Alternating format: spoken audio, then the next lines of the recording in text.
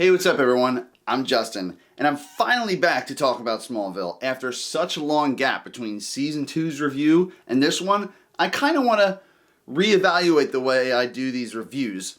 So what I'm going to be doing is, this is going to be more or less a review, discussion, recap, with some spoilers sprinkled in here and there. So let's not waste any more time. Today I'm going to be talking about Smallville Season 3.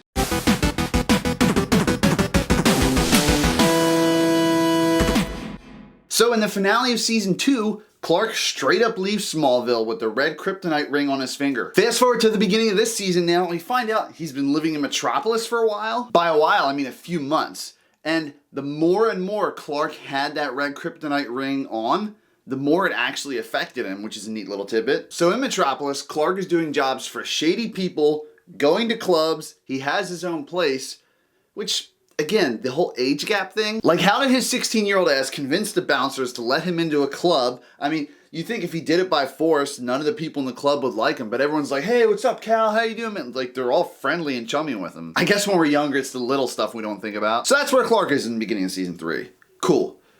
Lex Luthor. At the end of Season 2, his plane crashes, and now at the beginning of this season, we find him on a deserted island, and I really thought this was cool because we all know Lex Luthor. He had the mansion, he could get any girl he wants, he's got the money, but at this point he's on this island, everything, all of that is just stripped away from him. We got to see Lex disoriented, attempting to survive on his own, and catch a little malaria at the same time. But at the end of the episode, he gets rescued off the island. No big deal, right?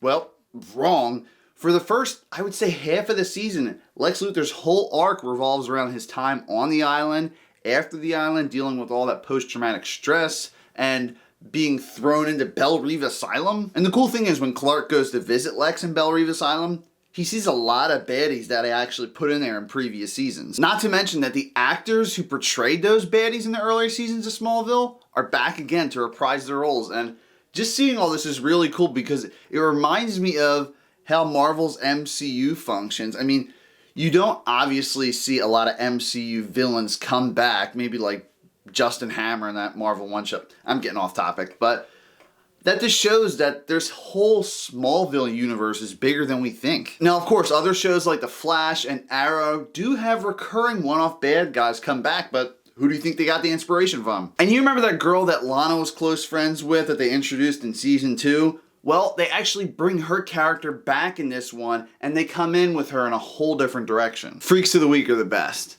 So, this season actually features one of my favorite Smallville episodes in the entire series. The one where they introduce Perry White. We get introduced to a very early version of his character. He's a drunk, he's washed up, he's a disgraced reporter for some like really crappy news outlet, cable access show, whatever. And he's coming to Smallville to investigate the meteor shower phenomenon that happened all those years ago for redemption, I guess. And then, of course, he bumps into Clark Kent, Smallville's mystery boy. Not only do we get an early Perry White wanting to get sober to investigate the story, but this is the kind of push he eventually needs to become the man we all know and love in the Superman universe. But also, we get a taste of how Clark's powers are affected by the sun. Solar flares actually affect Clark's powers. 1 second, his powers are gone. The next, he's going to help his dad out by lifting the tractor up a tiny bit, and he flings it over his head like 1,000 feet. So he either doesn't have his powers, he's supercharged, he's normal, like his powers are unpredictable. Superman gets his powers from the sun's radiation, so it's a great little early reference to that. So now that we're on the subject of power, Clark develops super hearing this season, and the way he gets it, he actually temporarily goes blind in one episode, and of course, what happens when people go blind in real life? Their other senses are heightened, and in this case, Clark develops his super hearing from not having any sight anymore. The way they develop his powers is just so relatable to us as humans, because last season with the heat vision, they did it as like Clark's puberty almost, like it's just a part of growing up.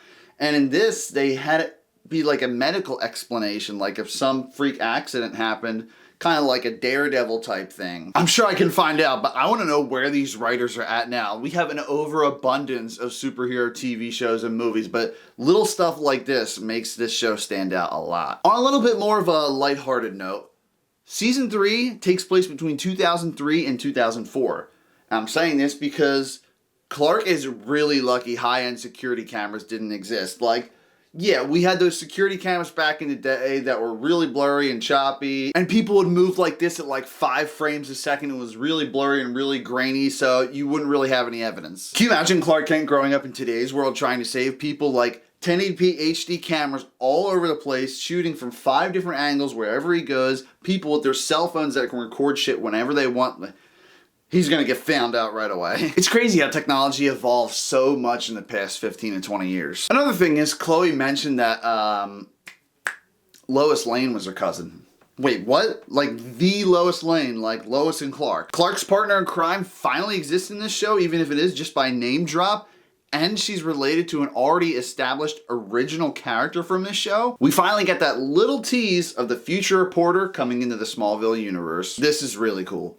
So in episode 12 entitled Hereafter, we get introduced to a character by the name of Jordan Cross. And this guy can see people's deaths before they actually happen just by touching them.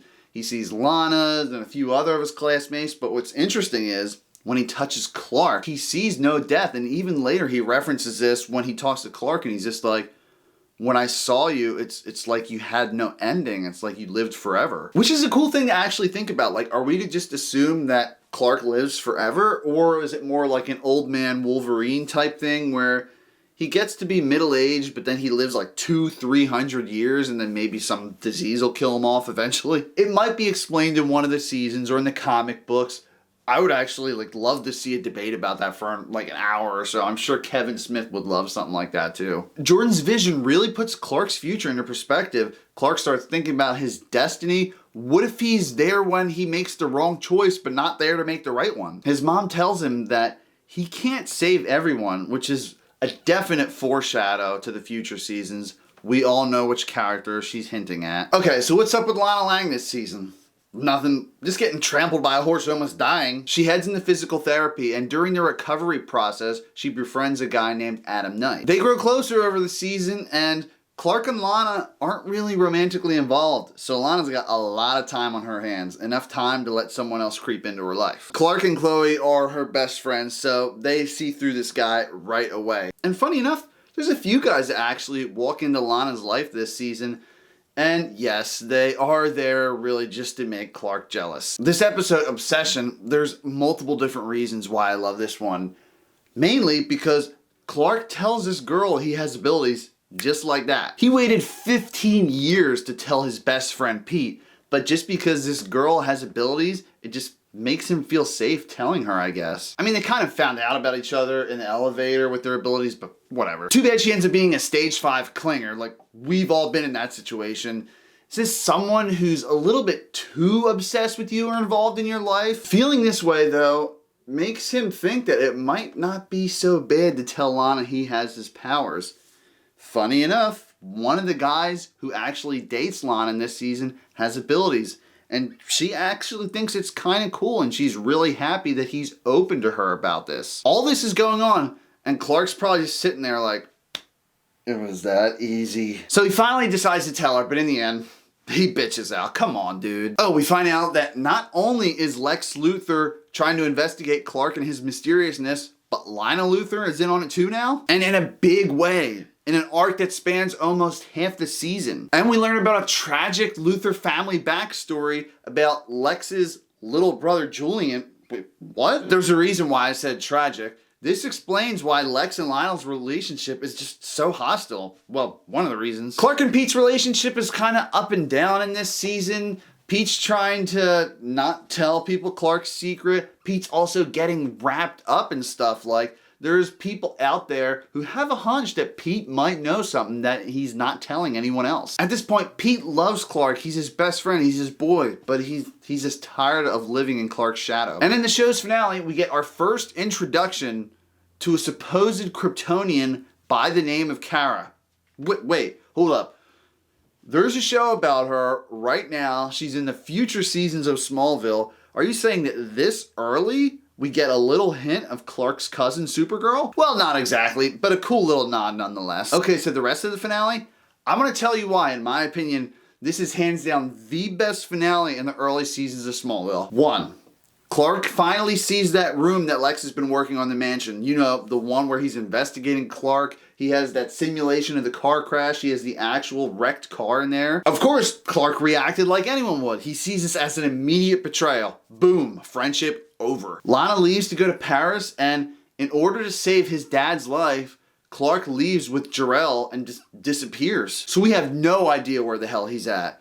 Lionel Luthor's in prison now. He had to shave his head. And even though it's not in the finale directly, Pete leaves to go to Wichita. Like, we won't know in the next season if he's going to be in it, if he's just going to be a recurring character or just not at all. Cut to Lex Luthor. He fell after drinking a huge bottle of brandy. Was he poisoned? Was he just drunk as hell? After this finale, you just know the show won't be the same anymore. Friendships are broken. The love of his life just often left. Clark seemingly leaves everything behind to supposedly fulfill his destiny. Oh, and Chloe and her family walk into the new house. The whole entire house explodes. Like, what? I was feeling so many emotions watching this finale. Before I wrap up this discussion though, let's just talk about the celebrity cameos in this season. Tons of cameos and returning characters in this season. Jonathan Taylor Thomas and Shawn Ashmore both reprised their roles from previous Smallville seasons in this one. Ian Somerhalder, before he had that huge breakout role in Vampire Diaries, he actually starred as Adam Knight, a recurring character in this season. A little bit more minor, but Ryan Robbins, who was the guy Lex thought he was seeing in the first episode when he was on the island, he plays Raiden in Mortal Kombat Legacy. He was in Arrow, and a ton of other stuff. Christopher Reeve is back, and unfortunately, this was his last ever role on screen. Even a young Adrian Palicki was in this season. You know, the girl from G.I. Joe, Agents of S.H.I.E.L.D. She was in a pilot for Aquaman and a pilot for Wonder Woman, I believe. Those two obviously didn't get picked up, but bam, she was young. So to wrap this up, season 3 was probably the most emotional out of all the Smallville seasons. It had the biggest cliffhanger, great soundtrack. I can even see the special effects evolving as these seasons go along now. I can't wait to watch season 4 after this, and don't worry, it won't take me another 6 months to pump out that review. Also, before I end this, if you guys haven't seen it, I actually went to Vancouver, and sure enough, went around to see all the locations from Smallville. If you guys want to see that in detail, just click the link in the description after the video. Smallville had 3 great seasons so far. This one is probably my favorite out of the first 3. To have 3 great seasons in a row, that's rare for a superhero show by today's standards. Smallville Season 3 gets a perfect 10 out of 10.